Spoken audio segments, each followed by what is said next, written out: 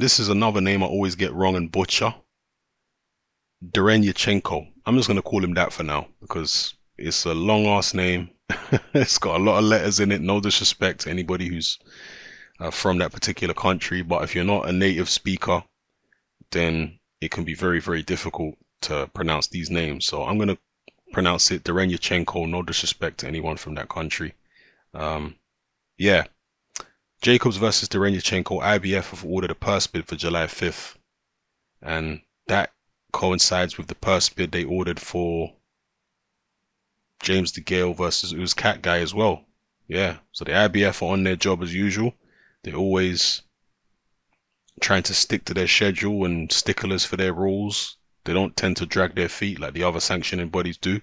And personally, I like it. I know it doesn't always make for the greatest matchups, but it does make for consistency. Whereas the other sanctioning bodies seem to make the rules up as they go along. And the IBF do have some element of that, but far less than the other sanctioning bodies. So personally, I like the way that they are sticklers for routine and schedule and what have you, because the fighters know where they stand for the most part, more so than they do with the other sanctioning bodies anyway.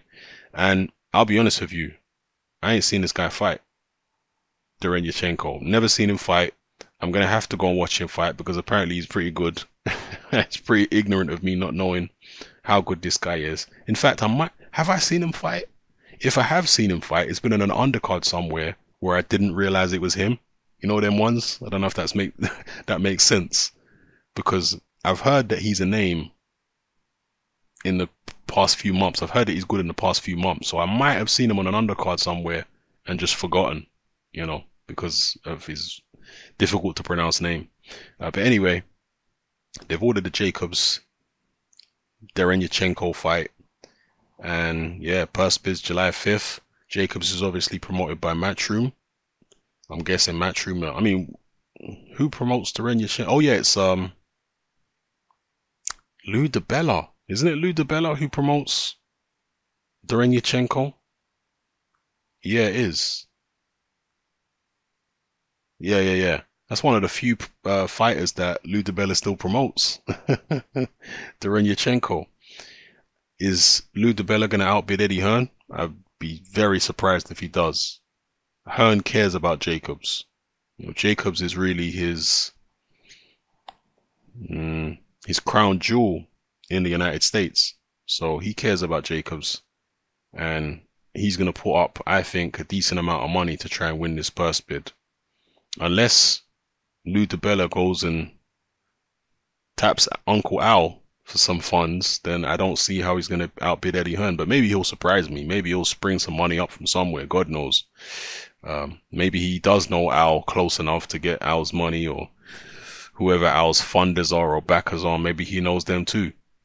But ostensibly, I would have to imagine that, you know, on the surface, Eddie Hearn and Jacobs will put up the most money for the purse bid. And I mean, where would they have it anywhere? Where would they have it anyway? If Derevyanchenko won the purse bid, it'd still be in the United States, right? They wouldn't have it in Derevyanchenko's country. Would they? I don't know. Anyway, how's this fight going to go, people? For those of you who are not as ignorant as I am about Derevyanchenko, let me know what you think of him. How good is he? Is he going to give Danny Jacobs all that he can handle, or more than he can handle? Will he beat Jacobs? I personally think Jacobs is more vulnerable than people realize. I think the Golovkin fight was a good performance by Danny Jacobs. A lot of people felt he did enough to win, but I think that was, how can I put it? I think it flattered Jacobs a little bit because people had made Golovkin out to be this Mike Tyson figure, this monster, this invincible guy who's just going to walk through everybody. But as soon as Golovkin stepped up and fought elite guys, even in Kell Brook, he didn't look quite so invincible. He looked hittable. His technique didn't seem as refined against those guys. He looked a bit crude. So I think it was more, I think the Jacobs fight showed Golovkin's flaws as much as it did Danny Jacobs' strengths. Let's just put it that way. Jacobs has flaws of his own. I'm still not 100% convinced by his whiskers. And he had problems last time out in his last fight. Boxing problems, you know. He was getting outboxed for stretches in that fight. So, anyway, let me know what you guys think of this matchup in the comments below. It's Hatman, I'm out.